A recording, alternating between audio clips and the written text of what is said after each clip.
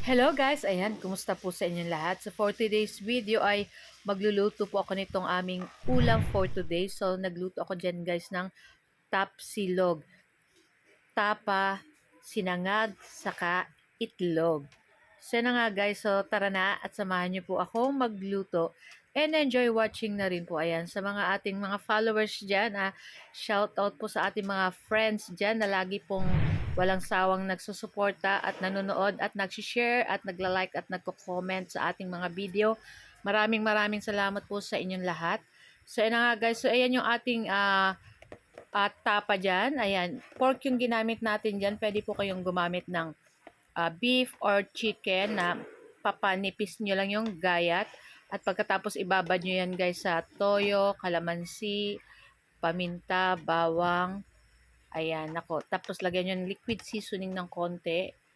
Ayan, napakasarap niyan guys. So, ayan, at lulutuin lang natin yan ng mga ilang minuto guys. Ayan, papakati-katihin natin yung sabaw nitong ating tapa. Pagkatapos niyan guys is maglalagay tayo ng mantika. Ayan, para ma-fry ng mag-brown palalo yung ating tapa dyan. Medyo ipapatoast lang natin ng konti. Konti lang naman guys. So, ayan guys. Ay nako, ang bango-bango na naman ito guys. Nako, masayang-masaya na naman ang seasons ko nito guys. Pag ganito ang mga lutong ulam. Ayan. Pero kumakain naman po sila ng mga gulay din. Pero lalo na yung bunso ko, pili lang talaga yung kinakain niya ng mga gulay. Pero yung twins kong anak ko yan, kahit anong gulay naman po kinakain nila. Pero syempre mas magugustuhan nila yung laging ulam ay ganito. Pero hindi naman po laging dapat karne ang ating ulam. Ayan, dapat ay kumakain pa rin po tayo ng gulay para balance lang yung ating mga kinakain. So, ayan nga, luto na yung ating tapa. Pig-transfer na natin yan guys sa ating plate. Ayan, pagkatapos ay hindi na natin huhugasan yung ating kawali dyan. Diyan na rin tayo magluluto ng ating fried rice or ng ating garlic fried rice. So, after nyan, nilagay ko na dyan yung ating um, bawang. Ayan. So, pag nangamoy-ngamoy na yung bawang dyan guys at nagluwas na yung aroma niya, ilagay na natin dyan guys yung ating kaning lamig. Nakita niyo may mga tutong-tutong pa yan guys. So sayang naman kung itatapon natin. Napakamahal na ng bigas ngayon guys. Kaya gawin na lang nating garlic fried rice. And naglagay na ako dyan ng konting liquid seasoning para may lasa naman yung ating fried rice. Nako, sarap nito guys talaga. Bagay na bagay nito iulam. Tapos may itlog ka pa. Tapos pwede ka pa rin mag-coffee kahit mainit yung panahon. O, diba? Ito yung aming lunch pero pang breakfast. Parang pang breakfast siya. Pwede naman pang breakfast.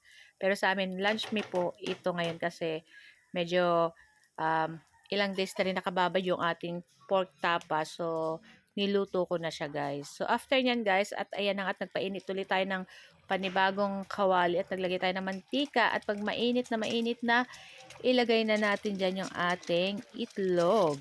At syempre maglalagay tayo dyan ng asin. Syempre masarap sa ating sunny side up egg is medyo maalat-alat. Konti lang naman guys. Pwede nyong hindi kaalatan. Pwede nyo naman pong alatan. Ayan. So ayan ang at luto na rin naman to guys. So ahunin na natin.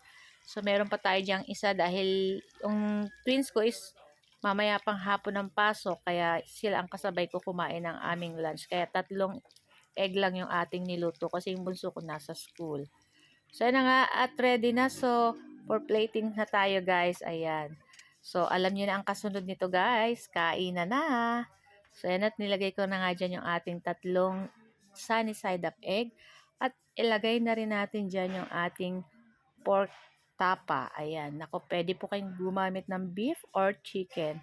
Same lang po ng pagtimpla. Ayan. Ibabad nyo lang na mas matagal sa rep para mas kumapit yung lasa niya. So guys, ito lang po ang aming video today. Sana po ay nag-enjoy kayo. Huwag niyo po sanang kalimutan mag-like, comment, at pa-share na rin po ng ating video. So guys, thank you for watching and see you next video again. Ciao! Babu!